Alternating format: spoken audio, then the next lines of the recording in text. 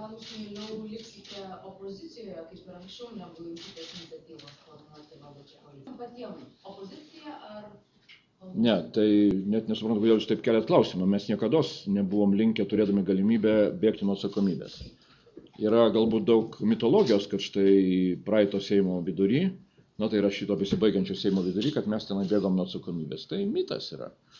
Mes tiesiog neturėjom galimybių suformuoti normalią dirbančią koaliciją. Aš prezidentui tą sakiau, kad jeigu prezidentas pasakys labai aiškiai, kad arba mūsų koalicija, arba paleidžia Seimą, tai mes būtumėm suformavę koaliciją. Bet kadangi to nebuvo padaryta, tai mes ir neformavom.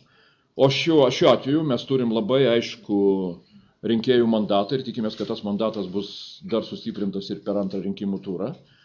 Ir rinkėjai sako labai aiškiai, jie nori permainų. Ir jie suteikia mums atsakomybę šitą permainų norą realizuoti. Tai kaip mes galim nuo šitos atsakomybės bėgti? Tai gali kas nors bandyti rinkėjus kokiom nors pokiliminiais susitarimais apgauti, bet tai būtų rinkėjų apgavystė.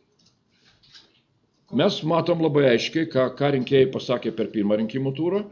Tikimės, kad jie dar aiškiau pasakys per antrą rinkimų turą ir tuo atveju mes kviestumėm kitas partijas gerbti šitokią rinkėjų valią, o ne ieškoti kažkokių tai susitarimų, pakilimų, taip sakant, bet ką susitarti, kad tik tai konservatoriai nebūtų valdžioje. Tai mes matom tokias tendencijas, bet mes nemanom, kad tai būtų išmintinga ir kad tai būtų naudinga Lietuvai ir kad tai būtų žingsnis, kuris gerbtų rinkėjų valią.